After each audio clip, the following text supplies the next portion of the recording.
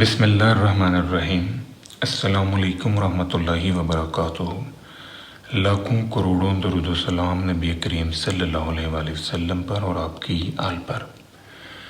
इस video lecture में बेटा हम कंपेयर करेंगे वेरिएबल और एट्रीब्यूट को, सैंपल और पॉपुलेशन को, पैरामीटर और स्टैटिस्टिक को, एक्यूरेसी और प्रिसीजन को, सेंसेस और सर्वे को। इंतहाई इम्पोर्टेंट लेक्चर है।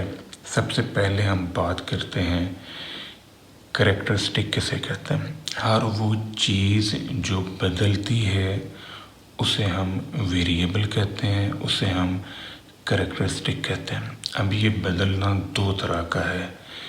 एक बदलना वो है जो हमें न्यूमेरिकल फॉर्म में फील होता है, उसे हम क्वांटिटेटिव वेरिएबल कहते हैं। जैसे एज है, हाइट है, weight, temperature, speed, number of houses, number of chairs, number of books, number of rooms हैं, नंबर ऑफ ट्रीज हैं।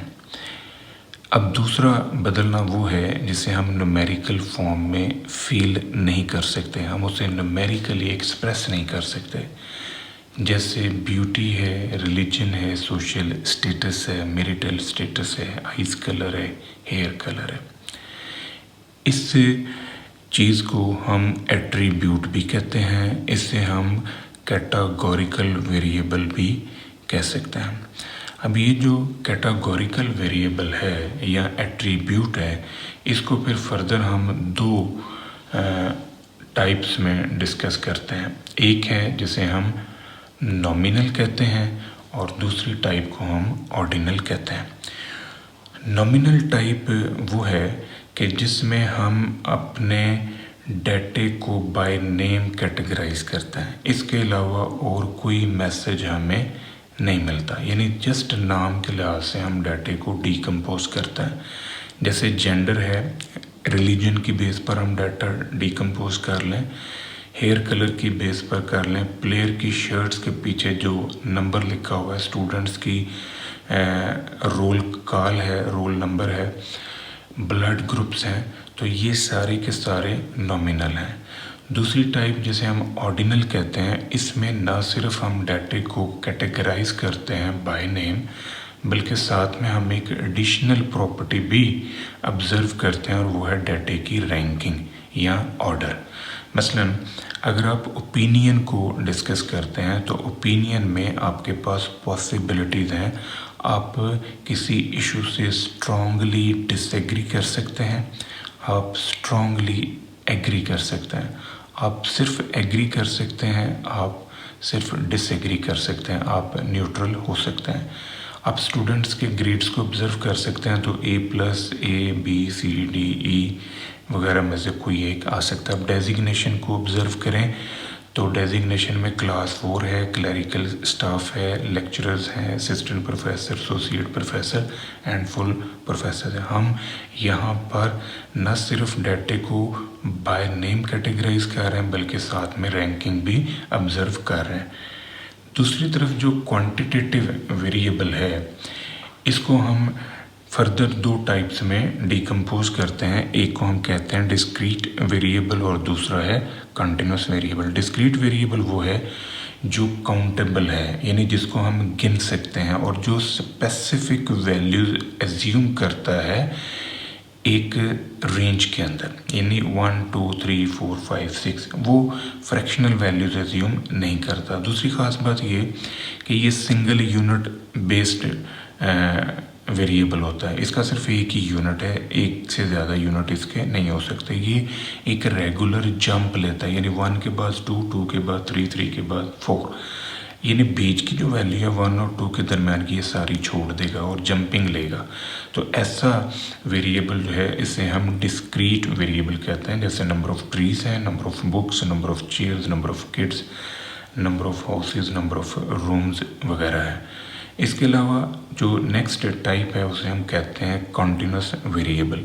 कॉन्टिन्यूस वेरिएबल की सबसे पहली पहचान ये है कि ये मेजरेबल होता है, यानी काबिल पैमाइश है, और ये एक स्पेसिफिक रेंज के अंदर आने वाली हर वैल्यू को एज्यूम करने की सलाहियत रखता है। ये जंप नहीं मारता, बल्कि एक इंटरवल में जितनी वैल्यूज़ आ रही हैं उन सबको पिक कर सकता है। दूसरी ख़ास बात ये कि इसका मल्टीपल यूनिट होता है, यानी एक से ज़्यादा यूनिट पर ये मुश्तमिल होता है। जैसे अगर आप वज़न को डिस्कस करें तो आप वज़न जो है मन में भी लिख सकते हैं, ग्राम में भी लिख सकते हैं, किलोग्राम में भी लिख सकते हैं, मिलीग्राम में भी लिख सकते हैं, तोला, माशा, रत्ता भी यूज़ कर सकते हैं।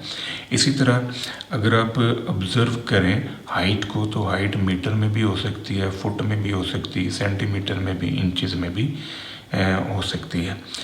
इसके अलावा इसको जब आप ग्राफ पे डिस्प्ले करते हैं, यानी इसका कोई ग्राफ बनाते हैं, तो ये कर्व की सूरत में आता है और ये जंप नहीं ले रहा होता, तमाम वैल्यूज़ को एज्यूम करता है। इसकी जो रेंज है उसे हम इस तरह लिखते हैं, यानी x जो है वो 1 से लेकर 10 तक तमाम वैल्यूज़ जो है वो एज्यूम कर सकता है।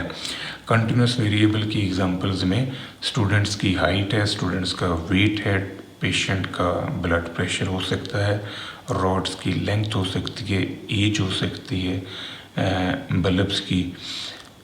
इसके बाद है सैंपल और पॉपुलेशन में क्या फ़र्क है।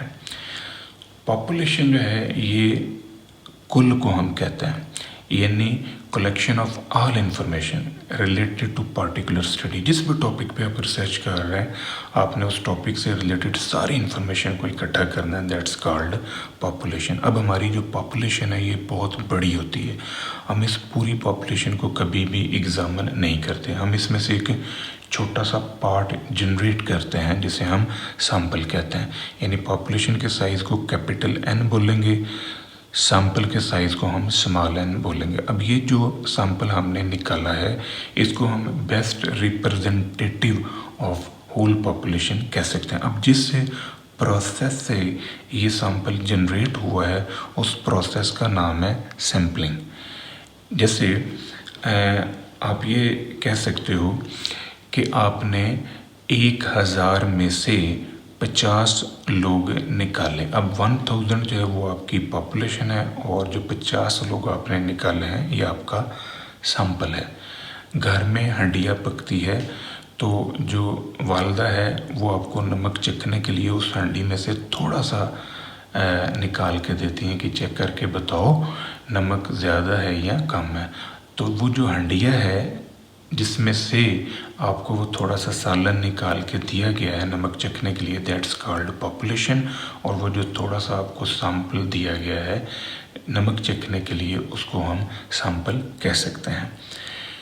जो पॉपुलेशन है वो कंप्लीट इन्फॉर्मेशन पर मुश्तमिल होती है, जबकि सैंपल जो है वो लिमिटेड इन्फॉर्मेशन पर मुश्तमिल होता है। दूसरी ख़ास बात ये कि जो पॉपुलेशन है इसके साइज़ को हम कैपिटल N कहते हैं, सैंपल के साइज़ को स्मॉल n कहते हैं। पॉपुलेशन की इन्फॉर्मेशन फिक्स होती है जबकि सैंपल की इन्फॉर्मेशन जो है वो वेरिएबल होती है। सैंपल की जो स्टडी है उसे हम सर्वे कहते हैं और जो पॉपुलेशन की स्टडी है उसे हम सेंसस कहते हैं। जो पॉपुलेशन के रिज़ल्ट्स होते हैं वो एक्यूरेट होते हैं जबकि सैंपल के जो रिज़ल्ट्स हैं वो प्रिसाइज होते हैं। सैंपल का साइज़ जो है 15% ऑफ होल पॉपुलेशन से लेके 45% ऑफ होल पॉपुलेशन तक हो सकता है। अगर हमारी पॉपुलेशन होमोजीनियस है तो फिर हम छोटा सा सैंपल भी लेंगे तो हमारा गुजारा हो जाएगा, लेकिन अगर हमारी पॉपुलेशन हेट्रोजीनियस है तो फिर उसके लिए आपको बड़ा सैंपल जनरेट करना पड़ेगा। जो पॉपुलेशन है इसकी इंफॉर्मेशन को हम पैरामीटर कहते हैं, जैसे पॉपुलेशन साइज़ है, mu, variance, population correlation, population proportion वगैरह। सैंपल की इंफॉर्मेशन जो इसे हम स्टैटिस्टिक कहते हैं, जैसे सैंपल का साइज़ है, सैंपल का mean, variance, standard deviation, correlation, sample proportion वगैरह। अब यहाँ पर ये चीज़ आपने जहन में रखनी है कि जो पॉपुलेशन की इंफॉर्मेशन है वो फिक्स्ड है, वो चेंज नहीं होती, यानी ड्यूरिंग होल डिस्कशन उसकी इंफॉर्मेशन में कोई चेंज नहीं आता। जबकि सैंपल की इन्फॉर्मेशन जो है ये वेरिएबल है। उसकी वजह ये है कि सैंपल के रिजल्ट्स जो हैं वो सैंपल टू सैंपल चेंज होते हैं। मसलन आप एक पॉपुलेशन में से मुख्तलिफ सैंपल निकालें, एक आपने सैंपल निकाला N1 साइज़ का, एक सैंपल आपने निकाला N2 साइज़ का एंड सो ऑन, एक सैंपल आपने Nk साइज़ का निकाला। जो पहला सैंपल आपने निकाला उसका मीन, वेरिएंस और कोरिलेशन और होगा, जो दूसरा सैंपल आपने निकाला है उसके रिज़ल्ट्स और होंगे, और जो आखिरी सैंपल आपने निकाला है उसके रिज़ल्ट्स और होंगे। तो ये सैंपल के रिज़ल्ट्स में जो वेरिएबिलिटी है, वेरिएशन आ रही है, इसी वजह से हम सैंपल के रिज़ल्ट को वेरिएबल कहते हैं। यानी जो स्टैटिस्टिक है, जो सैंपल की इन्फॉर्मेशन है वो वेरिएबल कहलाती है। अब हम आते हैं एक्यूरेसी और प्रिसिजन पे। एक आम आदमी जो है उसे अगर आपको एक्सप्लेन करना पड़ जाए कि एक्यूरेसी और प्रिसिजन में क्या फ़र्क है, तो आप सिंपल ये कह सकते हैं कि डेटा अगर ग्राफ पेपर पे प्लॉट करने से उसमें वेरिएबिलिटी का लेवल कम होगा तो वो ज़्यादा एक्यूरेट है, वो ज़्यादा प्रिसाइज है। और अगर उसमें वेरिएबिलिटी बढ़ती जाएगी, स्कैटरनेस का लेवल हाई होगा, तो फिर उसको हम एक्यूरेट भी नहीं कह सकते और उसे हम प्रिसाइज भी नहीं कह सकते। मसलन ये 3 क्लासेस हैं, इनमें जो स्टूडेंट्स हैं उनके मार्क्स की इन्फॉर्मेशन को मैंने डॉट प्लॉट में ज़ाहिर किया है। अब इन तीनों में अगर आप ऑब्ज़र्व करें तो ये जो सी सेक्शन है ये ज़्यादा एक्यूरेट रिज़ल्ट्स भी दे रहा है, ये ज़्यादा प्रिसाइज रिज़ल्ट्स भी दे रहा है। दूसरी तरफ यहाँ पर स्कैटरनेस का लेवल जो है वो थोड़ा हाई है, और इस क्लास में जो स्कैटरनेस का लेवल है वो सबसे ज़्यादा हाई है। हम इसको ऐसे भी कह सकते हैं कि जो सेक्शन सी है इसमें जितने बच्चे हैं सब के टेस्टों में जो नंबर आते हैं वो 60 और 70 के दरमियान है। बहुत ज़्यादा वेरिएबिलिटी यहाँ पर फॉल नहीं करती। जबकि सेक्शन बी जो है इन स्टूडेंट्स के मार्क्स जो हैं वो 50 से लेके 90 के दरमियान आते हैं। यहाँ पर स्कैटरनेस का लेवल थोड़ा सा हाई है। और जब आप इस ए सेक्शन में आ रहे हैं तो यहाँ पर जो स्टूडेंट्स हैं इनके मार्क्स जो हैं वो 20 से लेके 100 के दरमियान है। तो यहाँ पर वेरिएबिलिटी का लेवल बहुत ज़्यादा हाई है, यानी स्कैटरनेस यहाँ पर हाई लेवल की है। इस वजह से यहाँ पर प्रिसिजन लो लेवल का है, एक्यूरेसी भी एग्जिस्ट नहीं कर रही। अब इसी कॉन्सेप्ट को हम एक और एग्जांपल से शेयर करते हैं। देखें, ये हमने एक टारगेटेड बोर्ड बनाया है, तो हम हिट एंड ट्रायल रूल की मदद से इसके ऊपर निशाना लगाते हैं। तो वो निशाने जो आपने एक स्पेसिफिक डिस्टेंस से लगाए हैं और वो इस सर्कल के अंदर लग रहे हैं, तो ये एक्यूरेसी का हाई लेवल होगा। और दूसरी ख़ास बात ये है कि यहाँ पर तमाम निशाने जो हैं वो करीब करीब भी लग रहे हैं, इस वजह से हम इसे प्रिसाइज भी कह सकते हैं। इसके अलावा ये जो दूसरे वाला सर्कल है, अगर आप इसको ऑब्ज़र्व करें तो यहाँ पर जो एक्यूरेसी है वो एग्जिस्ट नहीं करती, क्योंकि जो सेंटर है उससे हट के ये आपके निशाने जो है ना वो लग रहे हैं, लेकिन ये मेजॉरिटी जो है इन निशानों की फायरिंग की वो इस जगह पर है। तो हम ये कह सकते हैं यहाँ पर स्कैटरनेस का लेवल जो है वो कम है। तो यहाँ पर प्रिसिजन तो एग्जिस्ट कर रहा है लेकिन एक्यूरेसी नहीं है। ये जो थर्ड और फोर्थ सर्कल है, यहाँ पर प्रिसिजन भी लो लेवल का है और एक्यूरेसी तो बिल्कुल भी एग्जिस्ट नहीं कर रहे। इसी चीज़ को हम एक और एग्जाम्पल से शेयर करते हैं। फ़र्ज़ करें हम एक स्पेसिफिक एरिया को ऑब्ज़र्व कर रहे हैं और उस एरिया में, उस इलाके में जो लोगों की एवरेज एज है वो है 65 ईयर। यानी ये पूरी पॉपुलेशन में जो लोग हैं उनकी एवरेज एज है उस इलाके की। इसको हम ट्रू मीन भी कह सकते हैं। अब ये ऑब्ज़र्व करने के लिए कि क्या वाकई इस इलाके के लोगों की एवरेज एज जो है वो 65 है, हमने 3 केसेस स्टडी करनी है। इन तीनों केसेस में हमने 5-5 लोगों के सैंपल लिए। जो केस 1 है इसमें मैंने ये 5 लोग जो निकाले हैं उनकी ये एज है। मैंने इनका एवरेज निकाला और वो आ रहा है 64.8। अब 64.8 को अगर मैं इस ट्रू मीन के साथ कंपेयर करूं तो यहाँ पर डिफरेंस जो है वो ना होने के बराबर है, यानी जो एरर है एस्टिमेटेड और ट्रू वैल्यू का जो डिफरेंस है वो 0.2 आ रहा है, तो ये ना होने के बराबर है। यानी यहाँ पर एक्यूरेसी एग्जिस्ट करती है लेकिन प्रिसीजन एग्जिस्ट नहीं करता। उसकी वजह ये है कि ये जो 5 लोग मैंने लिए हैं इनकी एजेस में डिफरेंस काफ़ी ज़्यादा है। जब हम केस 2 पे आते हैं तो केस 2 में आप नोटिस करें कि यहाँ पर जो मैंने 5 लोगों का सैंपल लिया उनकी एवरेज एज जो है वो निकली है 70। अब ये एवरेज एज यहाँ पर जो 70 है ये 65 के साथ जब हम कंपेयर करते हैं तो इनका डिफरेंस जो है ना वो 5 यूनिट का है। तो इसका मतलब है कि यहाँ पर फिर एक्यूरेसी एग्जिस्ट नहीं कर रही, क्योंकि रिज़ल्ट आपका ट्रू मीन के इक्वल होना चाहिए था या करीब तरीन होना चाहिए था। यहाँ पर फिर ये जो एक्यूरेसी है वो एग्जिस्ट नहीं कर रही, लेकिन यहाँ पर प्रिसीजन एग्जिस्ट कर रहा है। As compare to this one यहाँ वेरिएबिलिटी जो है वो कम है। जब हम तीसरी केस को ऑब्जर्व करते हैं तो यहाँ पर जो 5 लोगों का आपने सैंपल लिया है उनकी एज जो है वो 60, 66, 67, 68 और 63 है। जब हम इनकी एवरेज निकालते हैं तो ये 64.8 है।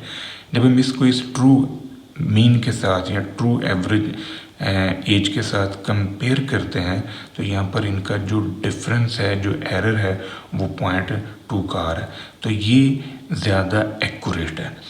तो यहाँ पर जो है प्रिसीजन भी एग्जिस्ट करता है क्योंकि जो एजेस के अंदर वेरिएशन है वो भी लो लेवल की है।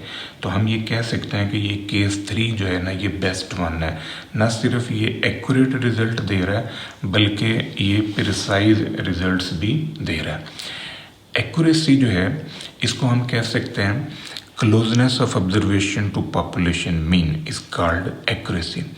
If scatterness of observation around population mean is high, it means low level of accuracy exists. If scatterness of observation around population mean is low, it means high level of accuracy exists. यानी variability स्कैटरनेस को आपने समझना है। अगर values का फैलाव population mean के इर्द गिर्द करीब करीब है तो वहाँ पर एक्यूरेसी जो है वो हाई लेवल की है और वहाँ पर प्रिसीजन भी एग्जिस्ट कर रहा है। दूसरी तरफ जो स्कैटरनेस का लेवल है अगर बहुत ज़्यादा वसी हो जाता है, यानी स्कैटरनेस जो है वो बहुत ज़्यादा आ रही है तो वहाँ पर फिर एक्यूरेसी जो है वो कम होगी। प्रिसीजन में हम क्लोजनेस ऑफ ऑब्जर्वेशन को स्टडी करते हैं टू सैंपल मीन, यानी सैंपल मीन के इर्द गिर्द वैल्यूज़ का फैलाव जो है इसे हम ऑब्जर्व करते हैं। और अगर स्कैटरनेस जो है सैंपल मीन के इर्द गिर्द बहुत ज़्यादा हाई लेवल की होगी, यानी बहुत ज़्यादा स्कैटरनेस एग्जिस्ट कर रही है तो इससे क्या होगा, लो लेवल का प्रिसीजन होगा। और अगर स्कैटरनेस जो है वो लो लेवल की है तो फिर हाई लेवल का प्रिसीजन जो है ये आपको नज़र आएगा। इसके बाद है सेंसिस और सर्वे। सेंसिस में हम पूरी पॉपुलेशन को स्टडी करते हैं। बेसिकली हम रिसर्च करते हैं तो रिसर्च में हमारे पास 2 ऑप्शन होती हैं। एक है जिसमें हम पूरी पॉपुलेशन को ऑब्जर्व करते हैं, हम पॉपुलेशन के एक एक यूनिट को ऑब्जर्व करते हैं, दैट्स कॉल्ड सेंसिस। और चूँकि हमारी पॉपुलेशन बहुत बड़ी होती है, दूर दराज फैली हुई होती है, बाज़ का तो उसमें जो आइटम्स होते हैं वो डिस्ट्रॉयबल भी होते हैं, जैसे परफ्यूम्स हैं, एनर्जी सेवर्स वगैरह। तो फिर ऐसी सिचुएशन में हम अपनी पूरी पॉपुलेशन को स्टडी नहीं करते। हमारे पास वक्त की किल्लत होती है, मैन पावर की कमी होती है, लिमिटेड रिसोर्सेज होते हैं, हम पूरी पॉपुलेशन एग्जामिन कर ही नहीं सकते। हम उसके छोटे से पार्ट को ऑब्जर्व करते हैं, यानी हम सैंपल की स्टडी करते हैं और सैंपल की स्टडी को हम कहते हैं सर्वे। अब हमने इन दोनों में जो बेसिक डिफरेंसेस हैं उनको ऑब्जर्व करना है। जो सेंसिस है इसमें हम ईच एंड एवरी यूनिट जो पॉपुलेशन का है उसको एग्जामिन करते हैं, जबकि सैंपल यूनिट की स्टडी जो है वो सर्वे कहलाती है। यानी सैंपल यूनिट्स को अगर आप सिर्फ ऑब्जर्व करेंगे तो ये सर्वे कहलाएगा। जो सेंसिस है ये इनफाइनाइट पॉपुलेशन की सूरत में सूटेबल नहीं है। अगर पॉपुलेशन लामहदूद है तो आप कैसे उस पूरी पॉपुलेशन को स्टडी कर सकते हैं। तो जो सर्वे है ये फाइनाइट पॉपुलेशन के लिए सूटेबल है। अगर हमारी पॉपुलेशन जो है वो होमोजीनियस है तो इस सूरत में हम जो सेंसिस है उस पर बिलीव नहीं कर सकते।